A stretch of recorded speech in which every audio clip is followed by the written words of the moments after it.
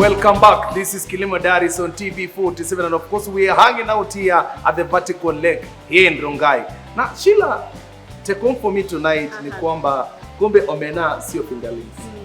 So Kilimo Daries inakutoa ushamba pole pole tu. As we see. Alright, on this part we will be hanging out with Angie, who is now taking us through the production bit of it. We could start by what does the schedule on day-to-day look like in terms of feeding the fish, and how many times do you do it, and the production in general?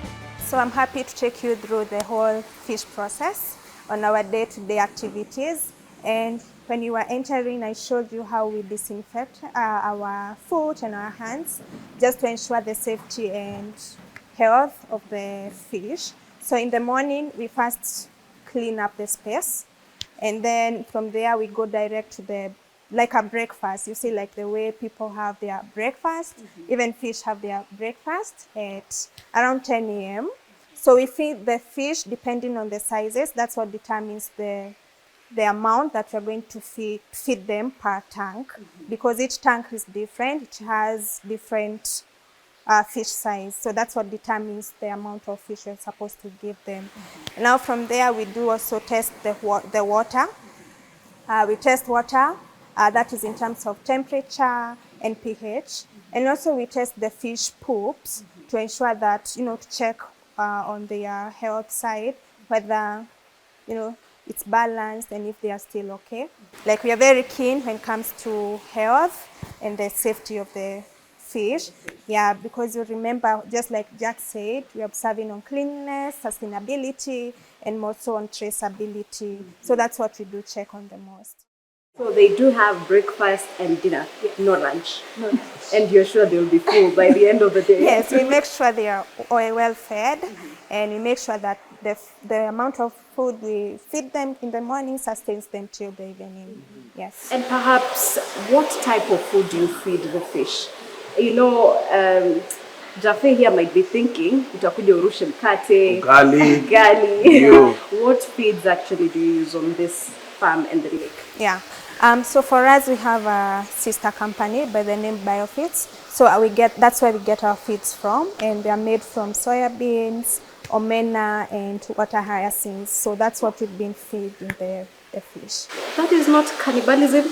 Wanakula omena, I thought they are the same species. It's processed. Yeah, it's the same process. Yeah. So you mentioned that you also do test for, the purity of the water. Yeah. Perhaps why is that important as you do that, and how do you do that here on Lake? We do check on the health because, you see, we are organic, so we don't want to use any antibiotics or chemicals to our fish. So we make sure we do whatever it takes to ensure that the fish, every minute that comes in and comes out, we make sure that the fish is in good and right state of health, because we don't want to contaminate them in any way, and we don't want to tarnish the organic bit. Yeah. And while feeding, do you have automated feeding systems? Someone automate the manual system? For now, we are using manual system, whereby, for example, like this tank you're seeing here, we already know, like for example, this is 3 months. We already know the amount of food that we're supposed to feed them in the morning. So we just feed them manually. Yeah, for now we've not yet invented a way of feeding them automatically, but in future that's something we are going to explore. Right. And I know someone is watching and wondering, so then where do you get the fingerlings from? Do you hatch them here on the farm in the lake? And what's the process like of transporting perhaps fingerlings if you're getting it from a different place? We get our fingerlings from the lake, Victoria. And here in our facility, we have a hatchery space whereby we take our fingerlings, and then after 2 months, that's when we bring them here in the system, in the vertical lake system. And we ensure that we are taking good care of them, because again, we are controlling the mortality rate. Yes. And for someone who's watching at home right now, as an aspiring farmer, and probably someone who's into the business right now, what are some of the common challenges that probably farmers, or the common mistakes that people normally do when they're doing such kind of venture? For me, I'd say it's the health perspective. That's been the major one. Because you see, majority out there, they haven't yet invented. No one has actually invented in this system. So most of them, they are using the fish ponds, yeah. And you find a fish pond in most facility, if I may say, they are open. Like anyone can just see, anyone can just, and then it's underground, it's on the ground. So when it rains, the water and all the waste contaminates the pond. So I think that's where most people go wrong. And I think when inventing such a thing, such a system, it might be sustainable, even in terms of controlling the health. So before we join Angie, Cynthia, who will take us through the distribution bit of it, perhaps as you wind up, how then do you do the fishing? Do we use nets? What do you do? So for us, we do use net. Yes. So we have a net, like you see, for example, this tank here, right here. So we have like 2 people from that end. They handle the net, and then they walk towards that end. Yeah, and the net usually touch the surface. Yes. So they move towards there, and by the time you get there, you already have a whole bunch of fish. Yes, and now when you get there, you definitely have different sizes. Yes. So you have to sort out whichever size that you may need. So that's how we do it. Yeah.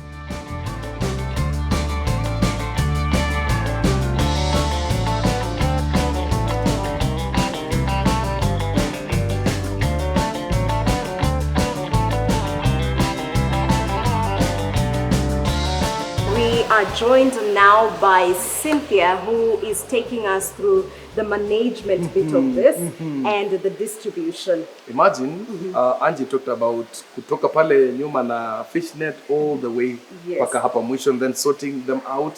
So ukisha sort, then what happens? Then what next? So Cynthia, you did take us through now the harvesting. So we have already gotten the fish. What next after? How do we get the money? Well, this is the most interesting part. You get to enjoy this most. Yes. So we are working on regenerative agriculture. So we are trying to solve a protein problem, not only for plants, but for human beings. So that's why we're farming tilapia. So tilapia can give us fish fillets that solve the protein problem for people. And for the plants, we have a plant food that we make from the fish poop that we collect from our systems. So we do a fermentation process where we add value to make it more potent, and it comes out into 2 products. So it comes as a gel, this one, you can shake it, it's a bit thick. It's high in phosphorus, so it's used in the initial stages of the crop development, where it gets to rehabilitate the soil because of the living microorganisms. It is high in phosphorus, so it helps in root development and the stem development. It's ideal for all types of crops during the initial stages. And then we come to the most premium product of them all, that is the gold tea.